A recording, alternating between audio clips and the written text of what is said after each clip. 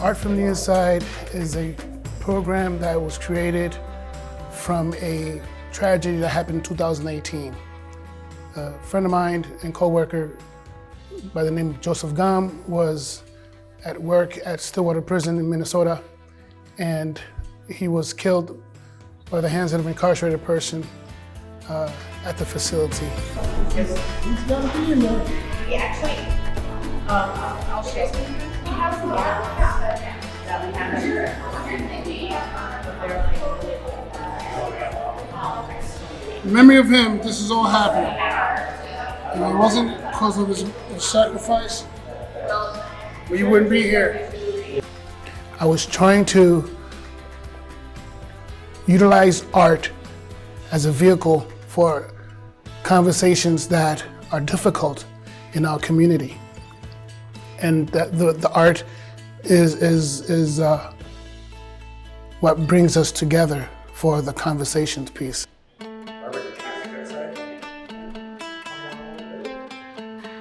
Programming is a very important part of rehabilitation in the prison system, giving someone a sense of direction, a sense of knowing who they are, and finding out more about who they are as a human being and what they're capable of doing if they ever given themselves an opportunity to figure that out. Art has been something that a lot of folks have gravitated to.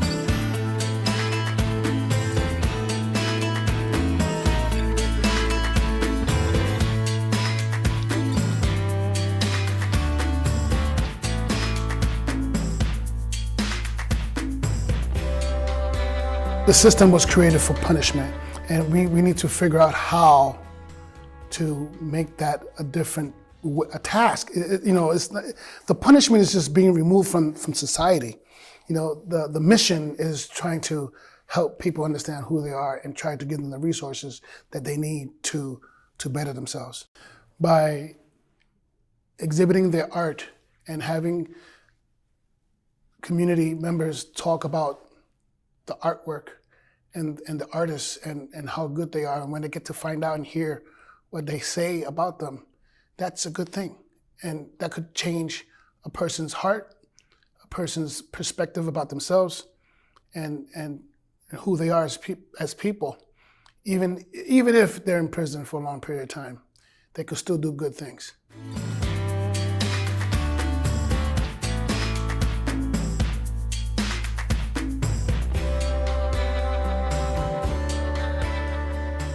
I think that being a part of something and showing your true talents and being told that you have talent is important to every single person in this world. And if no one told you that you was valuable or that you have goodness in you and that you're great at something, and you was never told that, then you will never know.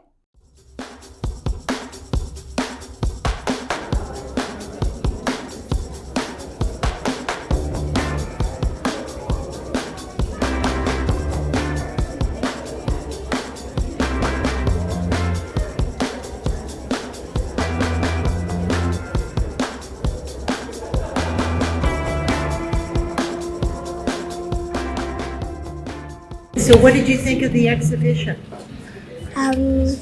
But what's an exhibition? It's all the art that's here. All this art that you looked at, these pictures that you looked at, what did you think? I think they're all really creative. And are you writing a note? Yes. Can you tell me what your note is? Dear artist, I really like your dragon painting because the lines are really,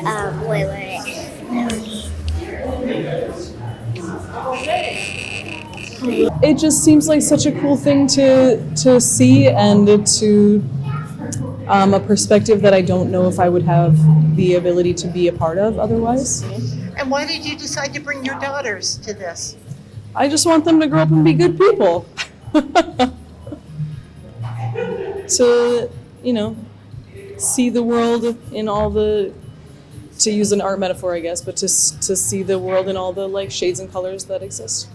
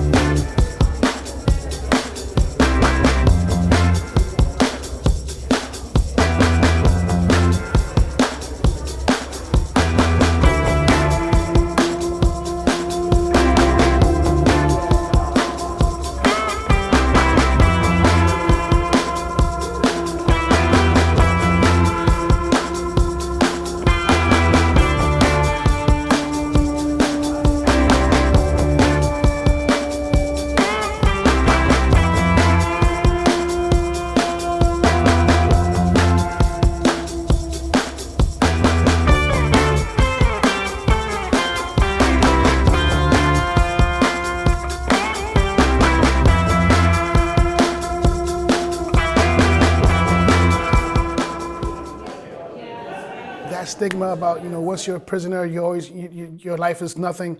No, your life means something. You still can do something good with that bad situation. You could turn it around. You know what I'm saying? That's the whole thing, that people talk about stuff that they did wrong or someone did wrong, but don't talk about the good things that people do who have done things wrong, have been through prison, have a history of prison, and now they changed their life and they're doing good things in our community. We don't talk about those things, you know what I'm saying, or those people. We need to resurface those people out and show people that it is possible, that we can change, that change is possible. Change is possible within myself, and change is possible with you. So, it's just what you see and how you see it through your lens is what you, and how you feel in your heart. If you don't feel it in your heart, if you don't feel nothing, you're not going to give nothing. But change is real. You should try it too.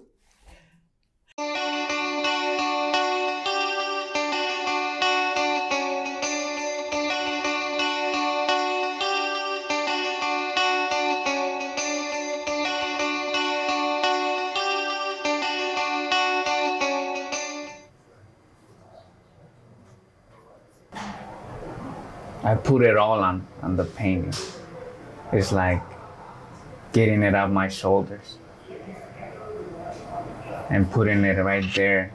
And although it comes from a dark place, pain, suffering, struggle, it turns out to be something beautiful for people to see. And that's amazing to me. I grew up I was born in Mexico, but grew up in South Side, Minneapolis, here in Minnesota. It was very challenging due to the fact that we were immigrants. My mother ended up with this individual that was abusive towards her, and then eventually towards us, her children. My older brother eventually started venturing off with his friends from school, and that's how he got introduced with the gangs and stuff like that, because he didn't want to be at home due to the abusive nature of the household.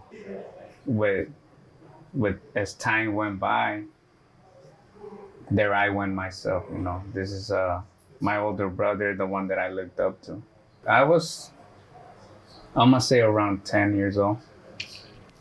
We're supposed to go to a party, and shots were fired. I believe it was a shootout, because the other individual had a weapon as well. For the longest, I couldn't grasp what exactly I was feeling or what exactly had happened that day, because I still don't understand what was going on in my mind that day. I was 16, everybody was like 18 and above. 5 years within my sentence, I still remember to this day, I was in my cell at Oak Park. It was the weekend. I was a cook. And that weekend, I was so happy because we had burgers. So I could prepare my own, a double cheeseburger, which is something you can't really do in these places. So I grilled my onions because I was the cook. So I did myself a double cheeseburger with fries and everything. And it was in my unit. So I was looking forward to switching so I can eat my burger, drink my pop, which I had in ice, and watch cartoons. You know, I'm still a kid then, you know. And as they closed the doors and I sat down, oblivious to my reality, I went to take a bite out of that burger, and the sunset caught me. You know, the sun ray on that orangey color. It hit my face, so I looked, and reality slapped me in the face. Everything lost its color. I no longer wanted to live, to be honest. I saw no point in breathing. I saw no purpose. In that moment, I lost every bit of hope. The walls started closing, and that's when I realized what I was facing. It haunts me, and I don't know how do you make up for that? How can you ask for forgiveness? Because an apology or I'm sorry just doesn't seem like it's gonna do it, you know? And I still don't understand. I'm older now, and now I can reflect on everything. And I know that if I was the man that I am today, back then, none of that would have happened, because I understand the consequences now. I understand that that was an impulsive act. I was acting on emotions that I didn't understand, that I couldn't even identify back then, you know, and I regret it every day. My daughter was left without a father, exactly what I didn't want to do. I wanted to be in her life and show her something different, but yet I still ended up in here, and that kills me.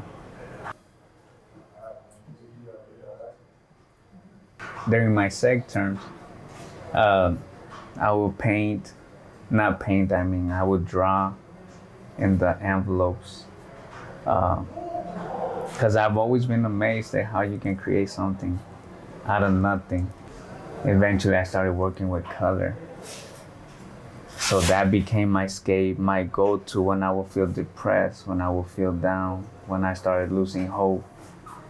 And to see something beautiful and then other people validating that, like, oh my God, you did that, is a good feeling to get a reaction like that in a place that's filled with so much darkness. And to see them light up and smile and see that, and then asking me if I could do something for them or something like that, it brought a different dynamic to who I am as a person. That I can send things out that I know they will forever remain, regardless if I'm here or not. So that's a way to stay connected, a way to remain hopeful, a way to bring a smile to someone that I don't even know.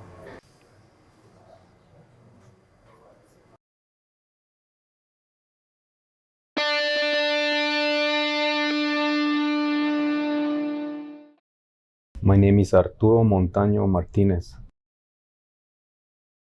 I started doing art since I came to prison. And well, there's not a lot of good things to do in here, so you gotta find something positive. And art was my thing. When I first started drawing, I realized that I was good at it, so I kept doing it. You'd never done it before you came to prison?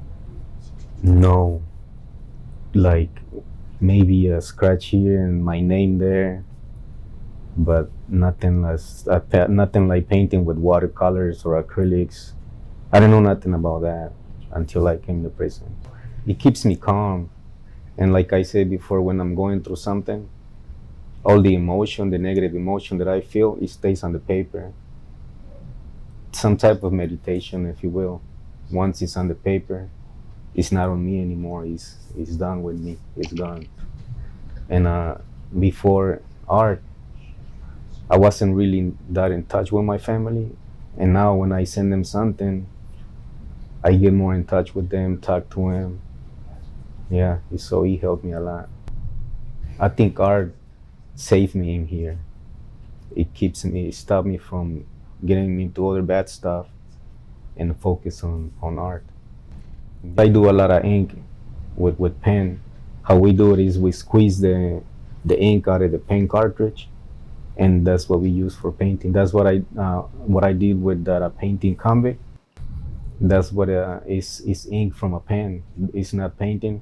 The only painting on it is the golden letters. All of it is ink from a pen mixed with deodorant, so it'll like blend in. I'm doing this other painting that I was going through something really hard, and it's a guy handcuffed in the middle with like some shadows that are trying to pull him down. It basically symbolizes that even all the bad voices in my head, I'm still standing and keep going forward. When you first came in, what was it like for you? Oh, it's bad. Once you walk through the door, all you hear is these noises, people screaming, banging on their doors. It smells horrible in here. So to stay out of here, you gotta find something, and that was my thing. And art really helped me to deal through that. And it's still helping me to this day. Do you think it will stick with you when you leave? Yeah, totally. Yeah, that's because I really like it. Like the place that I'm from right now, there's an epidemic with crystal meth. So if I was out there, maybe open a little place where I can show people how to do art, mainly the younger generation, so they can stay away from all the drug addiction that's going on right now. Yeah, I'm a really hopeful person. So even though I'm in here, I'm still thinking about the outside and what I would like to do. Yeah. When do you get out? So I'm a lifer, so I still gotta go through the parole thing. I'm not really sure about that, but even with that, I'm still hopeful. Yeah, I'm still standing. My name is Kylie Lin Huang. I'm the assistant curator at the Minnesota Museum of American Art. This is Convict by Arturo Montano. It is acrylic on canvas with ballpoint pen detailing. It was accessioned in 2021 after a really successful partnership with Art from the Inside. And it's a piece that immediately stuck out to everybody on staff, just because the face is so striking. It's without having the eyes there. A lot of people say that the eyes are the window to the soul, and not having that there, but still having so much emotion and feeling behind this image. Donor groups and school tours through this gallery space, and something that always gets pointed out to me is the tears running down the face, and also the brick being imposed on the face. If you know that this artist is incarcerated, it almost seems like a message that prison is a part of who this person is. You'll also see it kind of resembles a mugshot and how you hold up your name, and he's holding up Convict down here at the bottom. And you'll also see that you have what looks to be calendar pages going up. Antonio told me that those are all the years that this artist has been incarcerated. So from 2004 up until this painting was created in 2021. You'll also see the artist's initials down here. I think that that is a really cool way of signing a piece, but also making it a part of the piece as well. I think my favorite part of this painting is the doves flying off. In a lot of places, doves symbolize peace. They symbolize forgiveness. You'll think of like the dove with the olive branch. And so having so many of these doves in this painting makes me believe that this artist is working towards forgiving himself and working towards transforming his own view on who he is. Along the side here, you'll kind of see a reverse self-crucifixion. So instead of putting himself on the cross, it looks like he's pulling the cross outside of himself. And if you think about like the symbolism of crucifixion, suffering for somebody else or suffering like very publicly, I think it is another nod to this artist growing to forgive themselves. The color choices here are really powerful. Blue is the color of melancholy, of sadness, but this doesn't feel like a sad painting to me. This feels like a very bold painting, a very, something that's very sure of itself. And I'm really grateful that we have it in the collection. I think it's unlike anything else we've ever collected. I think that this is a piece that inspires a lot of questions for people. And it's a really great way to like start talking about incarceration. Incarcerated people are still people, right? They still have hopes, they still have dreams, they still are creative. And I think that this is a really great opportunity to remind people of that because, when they're locked away, it might be hard to keep their humanity front and center. And I'm excited to plan for ways to show it again.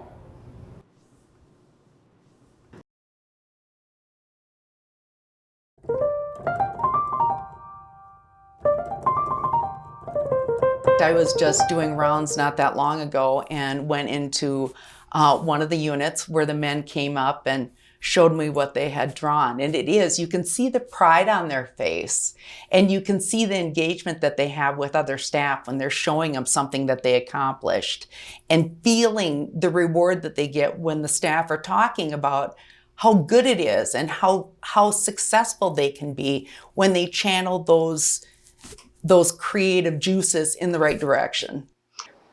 Art can be anything. It can be music, it can be poetry, it can be painting, it can be dancing, anything. Any expressive therapies, not even therapies, expressive anything. It engages your senses.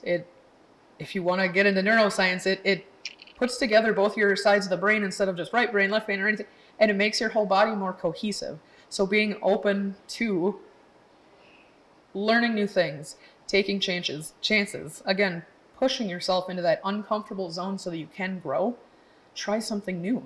I think it makes an impact in the community that we educate the community in a way that maybe they wouldn't have been educated before on the population that we have, give some insight into their internal struggles, challenges, feelings, positivity, things that they want to accomplish.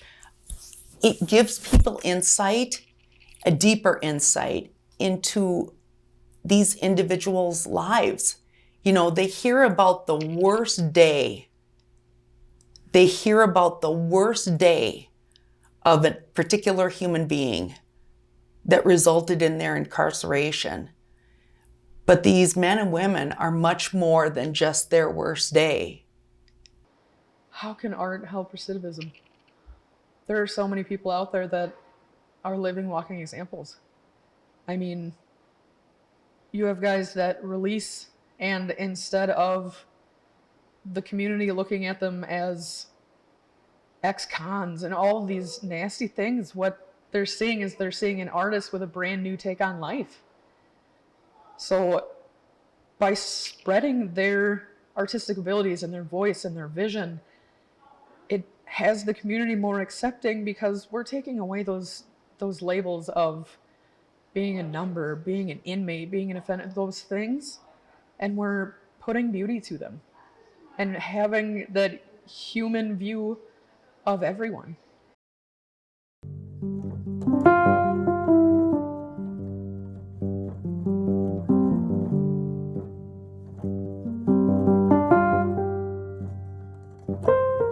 Yes, I'm an artist, and I didn't know it until I came here. And it started out with an iceberg. The iceberg was going to display emotions of the past, current emotions, and kind of where I saw things going. And it turned out to be very powerful. For me, I came here and really it became kind of a freedom. And art was a huge catalyst in creating that internal freedom. What was it like before you came here? Ooh, what was it like before I came here? It was, my world was pretty dark. I really hated myself. And I hated everything around me. And yeah, that's a tough question. A lot of self-disdain. Yeah. Do you think art would have made a difference for you if you discovered it then? Without question. Because like I said, the difference art made was it gave those hidden hurts, those masks that I used, it just gave it a voice that was comforting, was trusting, and was approachable. I could approach those hurts. So it wouldn't have happened without art. In the cell, after the day is done, the environment can be testing. So when the day is done, that is a great time to break out the pen and a piece of paper and just let the pen start moving. There's times when I'll just throw a couple of slash marks on the paper and then create from that. And it takes you someplace. I never knew it was inside me. I never knew that ability was there. But it's a piece that's almost undescribable.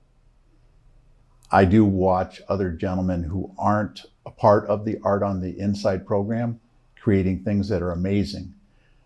And I hear them say all the time when we start to have a conversation that this is their outlet. Now, if you were to take that outlet away, I would only imagine that, a lot of gentlemen, even myself, would revert back to those old habits, those old ideologies, anger, frustration, hate. And what's going to come out of that is undesirable.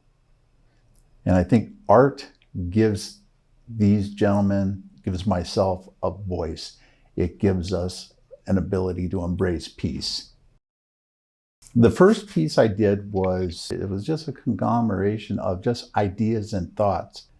And that's when I realized that that's what it had to be. It had to be myself, my identity, and it became words, it became cartoons of my family. It was me, and it was my hands and my thoughts and my doodles and the pictures. And in the left-hand corner was Jesus looking up at it all. The next piece to that was my daughter said, "Daddy, draw horses." So I drew horses with Christ on the cross. And then I realized that I needed to tie those two pieces together. So I presented a third piece, which was Paul in a prison cell. But I kind of combined Paul and myself sitting writing at a small desk with a dim light. I don't know where the next step is going to be, but I know it's going to be a good step. What did I learn from my artwork? That I have value, that there's joy inside of me, there's peace inside of me, happiness. I learned to love myself, to love others. And so much more.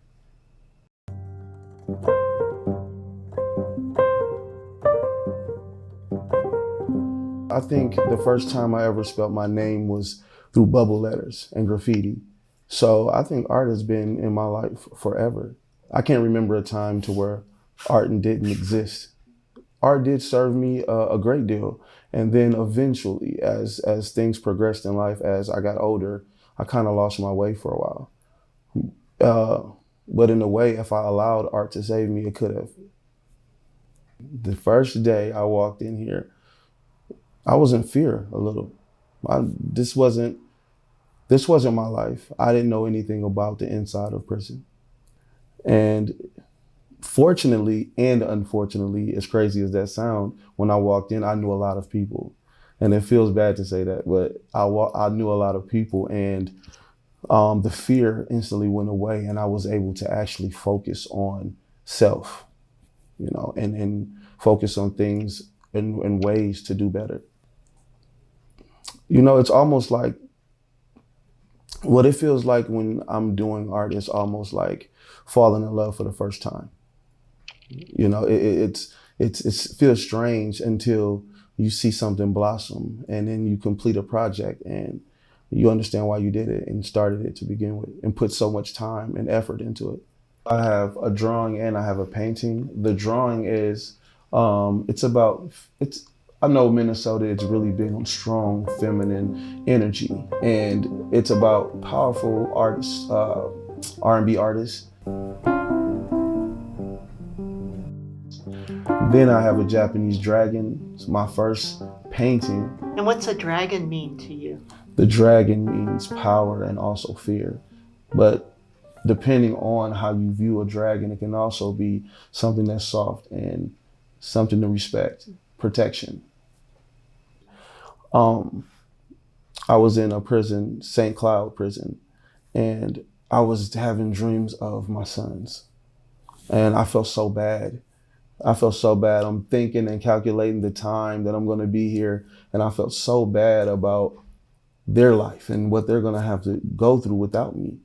And the dreams were so vivid. They felt like they were real until I woke up, and so whatever I dreamt, I just started drawing. Being in prison, I struggle with still being here and walking in as my children were kids, little kids, and now they're teenagers. Watching change and still being here is something that I struggle with. I'm a father. I'm a brother. I'm a son. I love hard and I care. I have empathy. I have feelings. I'm a person. I'm just a regular person, but I haven't felt like that. When you're in here, you feel like numbers.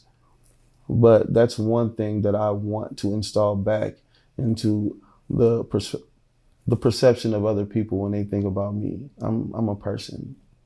I'm not prison.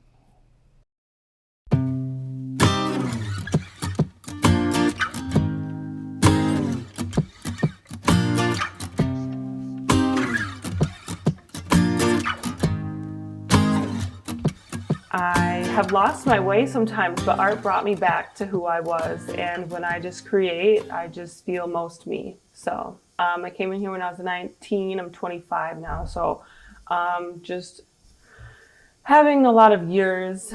I came in here, I was young, I was careless. I lived a very fast lifestyle. I liked to party. I was reckless, and you come in here and you are paying for your actions, and you're being held to a standard, and you're taking accountability for a lot of things. But most of all, like spiritually, I've had to look at myself. I've had to wake up with myself every day. Like in here, it's like raw. Like outside of here, you wake up, you got like the glitz and glam. You have stuff around you all the time, and that's what makes you. And so in here, you don't have that. You have you, and you have to look at you every single day. And if you don't, then you become bitter. And so, sometimes it's harder to take the path of, okay, I'm going to look at myself and I'm going to try to transform myself. It's going to be rough, but I'm going to do it, because at the end of it, you're going to be a better person. And I honestly feel like I am happy that I was able to go through something and come out the other side a better person. Sometimes it's a process. Sometimes I have like bad attitude when I start creating, and then all of a sudden, like everything will just start coming together, and I'm like, oh yeah, like this is why I love to make art, because it puts me in a better place mentally. So I definitely find joy through the process.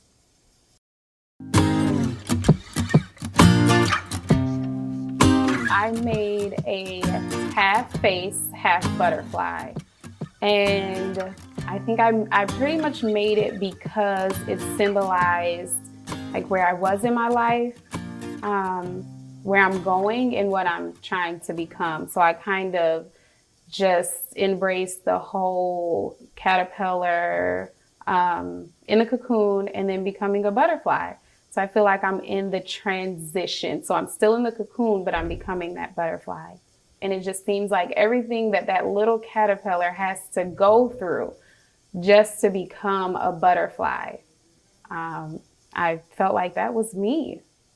It came with just walking through hell, just dealing with the wrong people, the wrong crowd, relationships, being in an unhealthy relationship.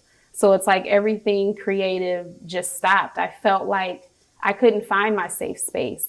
I felt like I was just losing. I felt like I was seeing my end. And I'm just like, I can't. And I didn't know how to climb out. I think Shakopee was my way out, and not necessarily coming to prison, but just being in the structured environment. It was my way out because either it was suicide or it was just going to be death from the people that I surrounded myself with, because I didn't have a way out. I couldn't find a way out. And so it was Shakopee. It really helped. We need hope, and we need love, and we need people to like know just because of your past, it's not what your future is. Like, you can overcome, you can do it. I'm in prison, I'm overcoming, I'm doing it. And what's hard with that is to know like tomorrow isn't promised. So everything that I want for my future, it's always a goal. It's not something that is promised to me. So I just have to continue to tell myself to live in the moment, live for today. And in living for today, have those hopes for tomorrow.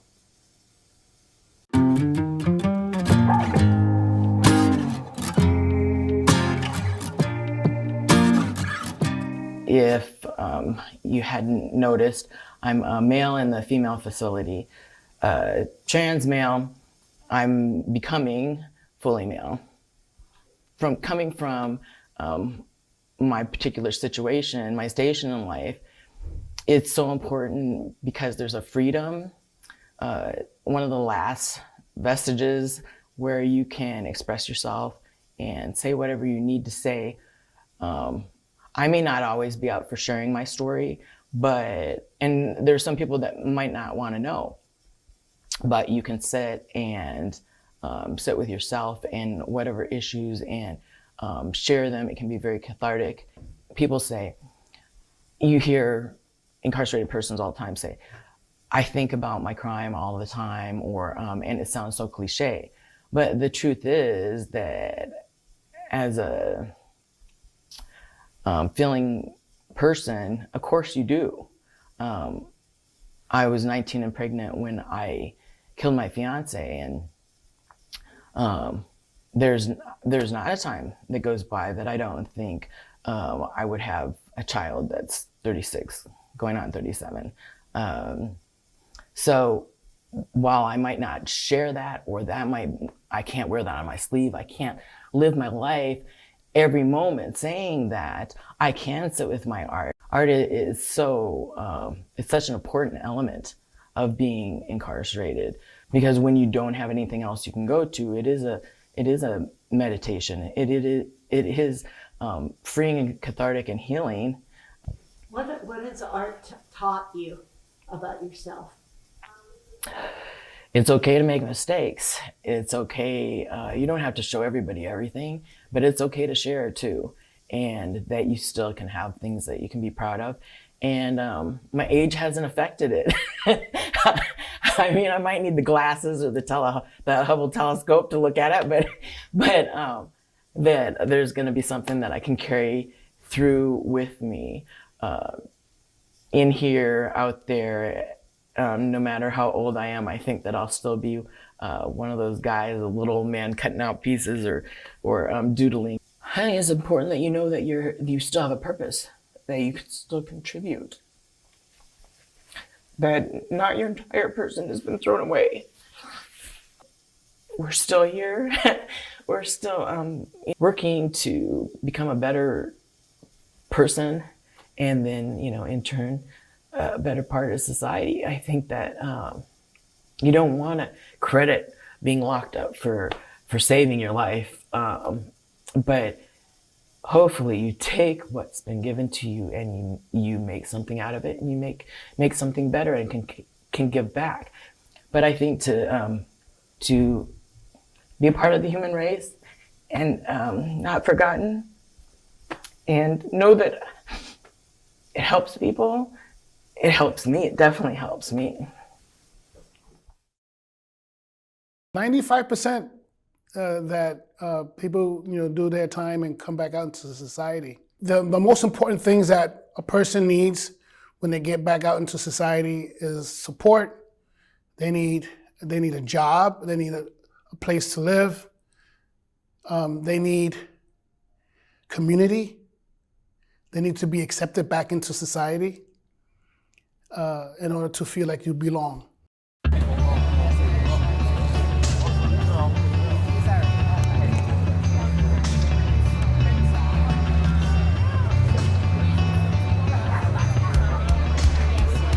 A few of us who are nonprofits got together and brainstorming about how to create a block party, a welcome back party for formerly incarcerated people in our communities, to bring resources together, as in for housing and job opportunities and other resources that people need to survive when they come out of prison, to be successful in our society.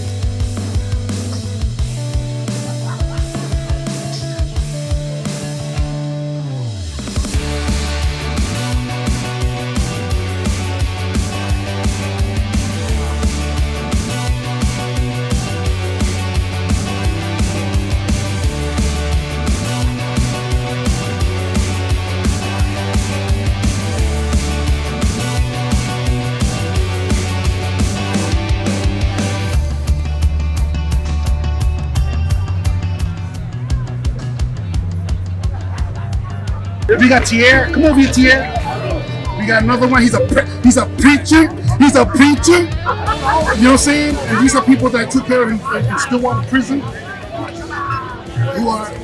people said that they would never be nothing, and they are. That's not true. And you can be somebody besides the walls that you're in. And you can break down those barriers and start thinking differently while you're in prison, so when you come out, yes, you could be successful and you could work together in the community. This is what it's all about. Don't believe the hype about people telling you that you ain't shit. That's not you. So, what you guys say? Grateful to be here, a day at a time. That's right. That's it.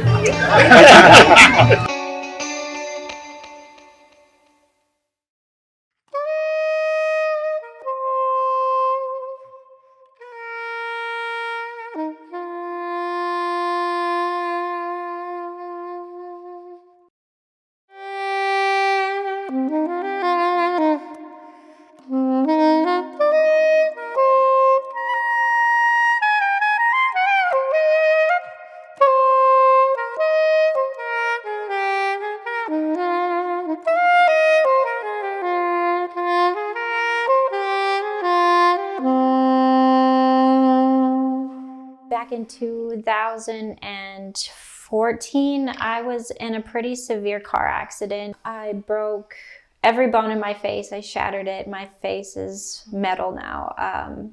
I've shattered both brow bones, both cheekbones, both eye sockets. My nose, it's broken in 7 places. I lost my short-term memory, my long-term memory, and I was highly medicated. The doctors prescribed me a lot of narcotic pain meds. And not only that, they were giving them to me intravenously as well. So after leaving the ICU, I had bottles on bottles on bottles of pain medications that I was taking, and I wasn't taking them properly. So becoming addicted to painkillers, that addiction led to me using street drugs, and then my street drug use led to me selling street drugs, and that led to a downhill spiral of criminal behaviors, and that led to my incarceration. And that all happened literally in like a 5-year span. I had no criminal background before I was 30 years old, besides a few speeding tickets. I was doing dangerous things when I was really suffering, when I was sleeping in laundromat floors, when I didn't have anything to eat for days, when I was putting myself in dangerous situations, when I was held at gunpoint by men I didn't know, by gangsters. Like, that's when my life started to change. I get to Shakopee and I don't have money. I don't have anybody helping me. I'm just stuck. And I would really like to have coffee. I would like to have things. Everybody has their own stuff. And so I'm like, what can I do to possibly get something in my cabinet here? So I grab my notebook and number 2 pencil, and I go out into the day room and I start drawing graffiti art. And people start to notice.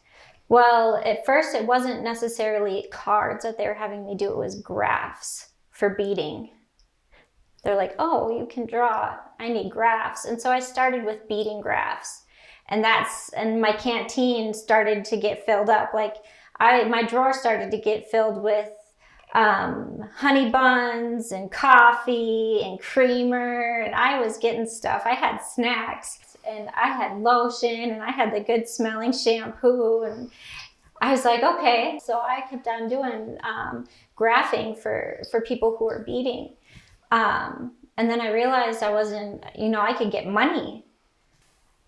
And I'm telling you, for the first 18 months I was incarcerated, art paid my bills. It kept me fed, and art got me by. It was my job. It was my side hustle. It was my side job. Staff was noticing too, and like I would tell the Sarge in the unit I was living in, like, because it's illegal to get paid to have like a business in prison. But as long as I was honest about it, they were cool with me doing that kind of stuff, because they knew I wasn't getting help. So I would ask permission to pass things, because that's also, you get an LOP for that. So I would ask permission to pass my art, and then, the other part was illegal, so we'd have to like have somebody drop a bag of coffee in the shower and I'd have to go pick it up, or whatever the case. I'd get in the shower next. The first time I discovered art was a form of meditation was when my trauma teacher, Miss Hale in PFA, she had us take a painful memory and draw it, the most painful part of that memory, onto a piece of paper. And when we were done drawing that image, she had us meditate on it for a little while and then rip it up. And then we all put it in a box, and then she took that box home and she burnt those images. After I drew that, she wouldn't have even had to take that image. She wouldn't have even had to rip it up. Just putting that image on that paper, just drawing on it, on that paper, drawing that image on that paper, and then meditating on that, it made me be okay with that experience. What I drew on that paper was, shortly after my car accident, I tried committing suicide. And my middle daughter, Annalisa, she walked in and I was blue in the face. I had taken a couple bottles of pills and I wasn't breathing. And it was a really painful experience.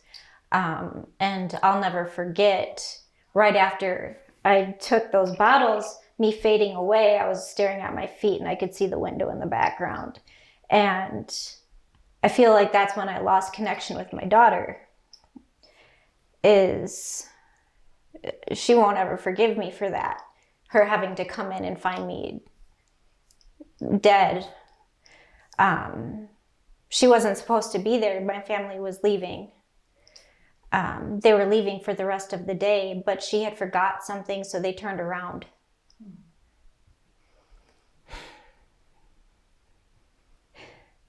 So she saved your life. Yeah. And God, that was a God moment. And so I drew that image on paper. And after putting it on paper, I just could feel myself. I could feel the pain get better. It wasn't so painful anymore. So every time I drew after that, I would think of something that was on my mind, something that's been bothering me lately. Even though I wasn't drawing an image that was painful, I was taking hurt from up here and just releasing it onto the paper. And it was just a form of release. And then pretty soon, there wasn't so much pain, and there was more beauty, and there was just a lot of good energy. I started working here a week after I got out of Shakopee. I started out in triage, which is sort, starting at $11 an hour, working my butt off. And what was great about it was when I first came in for the interview, I sat down with Miss Tracy. She's my boss. She's the director of talent. And I said, listen, I'm going to be honest with you. I just got out of Shakopee a week ago. My barriers to employment are first-degree possession of methamphetamines and second-degree arson. Will you hire me? And she said, yep. And I said, okay. Cool. Those are old walkie-talkies from the police department. And I've been here ever since. I never miss work. And because I never miss work and I gave it my all, they put me in the office.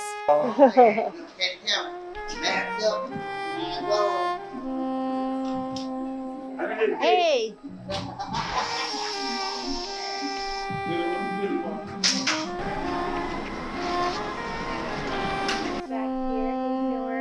Hey.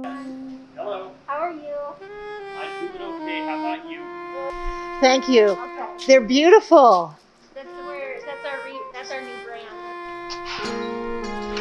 Not only is it just me that they give this faith and commitment to, but it's every person that walks through their door. It's not just singled out by any means. This is for every person. This place is a miracle.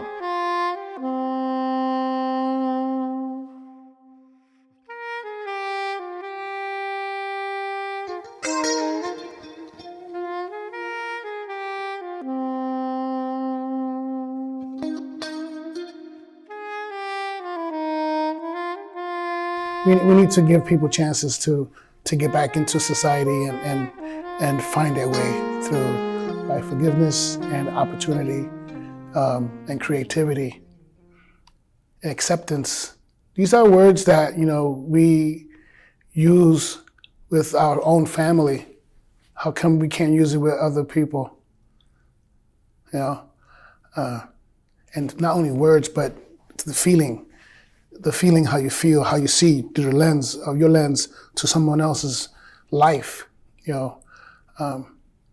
It's critical.